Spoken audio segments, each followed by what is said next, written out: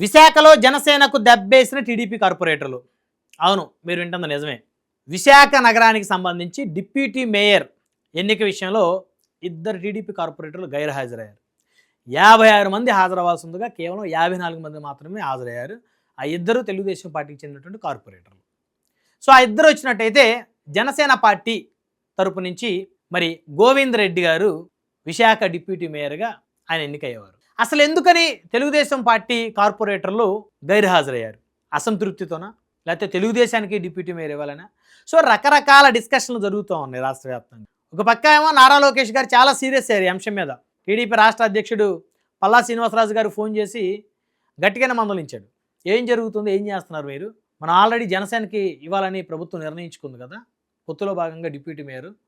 So అలాంటప్పుడు మీరు దగ్గరుండి సమర్థవంతంగా నిర్వహించాల్సింది పోయి ఎన్నికని మన టీడీపీ కార్పొరేటర్లు ఇద్దరు గైర్హాజరైతే, అంటే జనసేనకు మనం డిప్యూటీ మేయర్ అక్కడ ఇవ్వటం ఇష్టం లేదనే సంకేతాన్ని ప్రజల్లోకి పంపిస్తే జనసేన శ్రేణుల్లో అసంతృప్తి రాదా అనేటువంటిది ఆయన ప్రశ్నించినట్టయితే తెలుస్తుంది. అయితే అసలు ఇక్కడ ఏం జరిగింది అనే ఎపిసోడ్ కనుక వస్తే, ఎవరైతే గోవింద్ రెడ్డి ఉన్నారో ప్రస్తుతం జనసేనలో ఉన్నారు. అయితే ఆయన జనసేనలో డైరెక్ట్గా సింబల్ మీద గెలిచారా? కాదు. గత కార్పొరేషన్ ఎన్నికల్లో జనసేన నుంచి ఇక్కడ 3 గెలిచారు కార్పొరేటర్లు కేవలం. సో మిగతా వాళ్ళు మెజారిటీ వైఎస్ఆర్సీపీ, తర్వాత సిపిఎం ఒకరు, సిపిఐ ఒకరు, ఇండిపెండెంట్లు ఒక 4 గెలిచారు. రిమైనింగ్ కొంతమంది తెలుగుదేశం వారు గెలిచారు. ఆ తర్వాత కూటమి ప్రభుత్వం అధికారంలోకి వచ్చిన 2024లో ఇటు అటు అటు ఇటు జంపు కొట్టారు. ఇప్పుడు కూటమికి స్పష్టమైనటువంటి మెజారిటీ ఉంది. మొన్న మరి మేయర్ పీఠం మీద అవిశ్వాసం పెడితే ఉన్న వైఎస్ఆర్సీపీ మేయర్ దిగిపోయారు. తెలుగుదేశం పార్టీ నుంచి కొత్త మేయర్ వచ్చారు. ఇక డిప్యూటీ మేయర్ అయినా మాకు కావాలని జనసేన పట్టుబట్టింది. పట్టుబట్టడం ఏం కాదు, మరి జనసేన కూడా 3 కార్పొరేటర్లు గెలిచారు కాబట్టి మరి వారికి అక్కడ అవకాశం కల్పించాలి. అందులోనూ మరి కొంతమంది వైసీపీ నుంచి ఇక్కడ జాయిన్ అయ్యారు. దగ్గర జనసేన కార్పొరేటర్ బలం అక్కడ 11గా కనపడుతుంది, ఎక్స్ఎఫ్ఎస్సీ సభ్యులతో కూడా కలుపుకుంటే. సో కాబట్టి జనసేన కూడా ఇవ్వాలనేటువంటి డిమాండ్ తోటి కూటమి ప్రభుత్వం అటు టీడీపీ అధినేత, జనసేన అధినేత కూర్చుని ఏదో ఒక నిర్ణయం తీసుకున్నారు. ఒక షీల్డ్ కవర్లో రాత్రి షీల్డ్ కవర్ పంపించారు. ఆ షీల్డ్ కవర్లో జనసేన కార్పొరేటర్ అంటే వైసీపీ నుంచి గెలిచి జనసేనలోకి వచ్చినటువంటి కార్పొరేటర్ గోవింద్ రెడ్డి గారి పేరు ఉంది ఆ షీల్డ్ కవర్లో.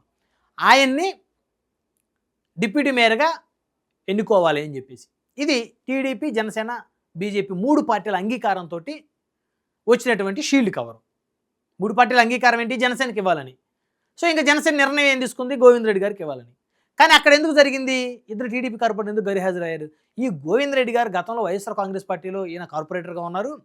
ఈయన ఉన్నప్పుడు వైసీపీలో ఈయన ఉన్నప్పుడు కూటమి పార్టీలు ఇష్టానుసారంగా వ్యవహరించాడు, కూటమి నాయకుల్ని ఇబ్బంది పెట్టాడు. సో టీడీపీ అధిష్టానాన్ని, జనసేన అధిష్టానాన్ని ఈయన ఇష్టానుసారంగా మాట్లాడాడు గతంలో. సో మొన్నటిదాకా మన మీద పెత్తనం చేసి మనల్ని ఇబ్బంది పెట్టిన గోవింద్ రెడ్డి గారికి ఏ విధంగా ఇస్తారు మీరు ఇక్కడ పదవి అనే దాని మీద కొంతమంది కార్పొరేటర్లు టీడీపీలోనో జనసేనలోనో ఉన్న కొంతమంది కార్పొరేటర్ కాస్త అసంతృప్తికి లోనయ్యారు. సో అయినప్పటికీ కూడా మరి జనసేన వాళ్ళు అందరూ వచ్చారు ఓటేయటానికి. తప్పదు కదా వారికి, ఎందుకంటే వారి పార్టీ అధినేత తీసుకున్న నిర్ణయాన్ని వారు శిరసా వహిస్తారు. వహించకపోతే వాళ్ళు పార్టీ నుంచి ఇమీడియట్గా సస్పెండ్ అవుతారు. జనసేన అధిష్టానం నుంచి ఒక లెటర్ వస్తుంది. ఈ క్రమశిక్షణ చర్యల్లో భాగంగా ఒక లెటర్ వస్తుంది, వాళ్ళు సస్పెండ్ అవుతారు.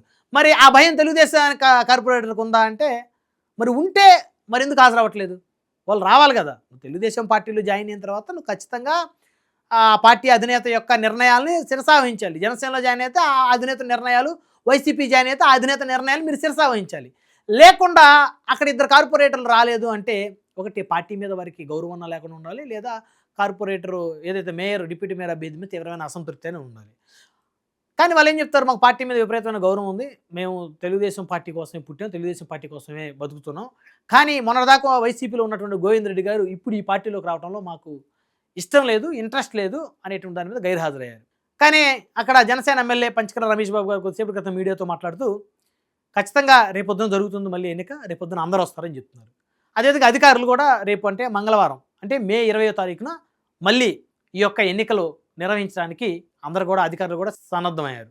అయితే ఇప్పుడు అందరూ అనుకునేది ఏంటంటే, జనసేనలో ఆల్రెడీ గతంలో 3 కార్పొరేటర్లు గెలిచారు కదా, మరి వారికి ఇవ్వచ్చు కదా, సరే మూర్తి యాదవ్ గారు ఇవ్వచ్చు కదా అని కొంతమంది ఏమో ఆయన వివాదాలకు కేర్ ఆఫ్ అడ్రస్గా మారుతున్నారని.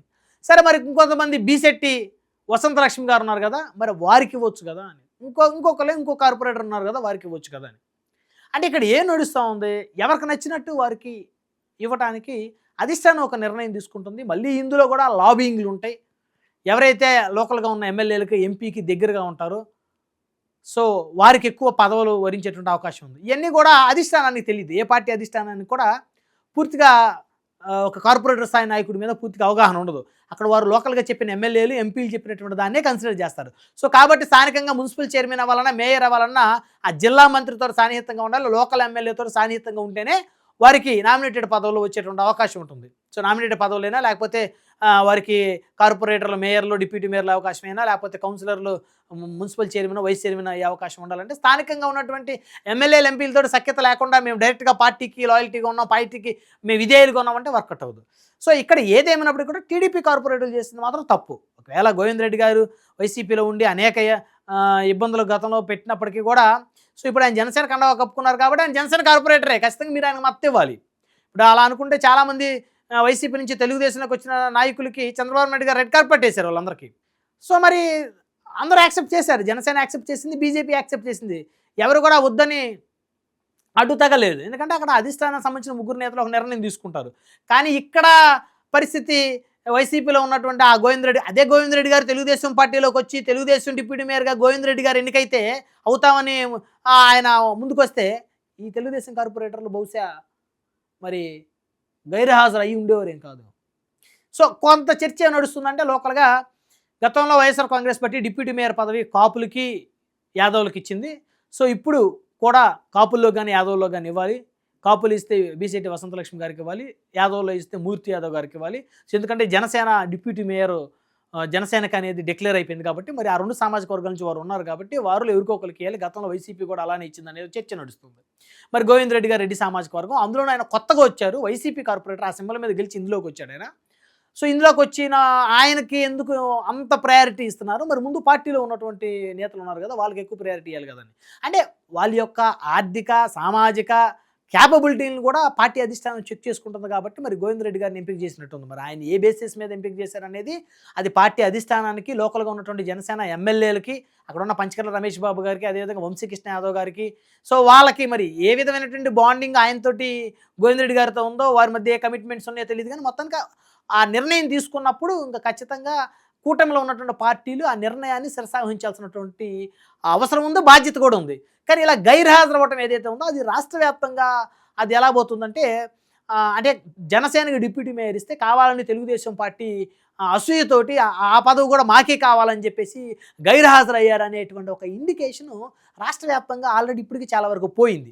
సో అంతేగాని రాష్ట్రంలో ఉన్న చాలామంది ప్రజలకు తెలియదు గోవింద్ రెడ్డి గారు వైసీపీ నుంచి జనసేనలోకి వచ్చారు, గతంలో కూటమిని ఇబ్బంది పెట్టారు కాబట్టి ఇక్కడ తెలుగుదేశం ఎమ్మెల్యేలు, తెలుగుదేశం కార్పొరేటర్లు ఇద్దరు గైర్హాజరయ్యారు.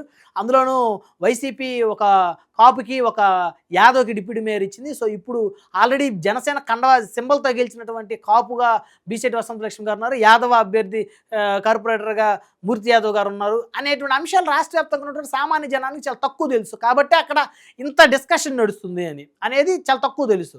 సో కాబట్టి సో ఏదేమైనప్పటికీ కూడా ఆ చర్చలు ఇవన్నీ పక్కన పెడితే అందరూ అనుకున్న అట్లు అధిష్టానం ఆలోచించదు కాబట్టి మరి రేపొద్దునైనా సరే ఈ తెలుగుదేశం కార్పొరేటర్లు హాజరవుతారా, గైర్హాజరయ్యి జనసేనకి దెబ్బేస్తారనేది మరి చూద్దాం రేపటి వరకు వేచి.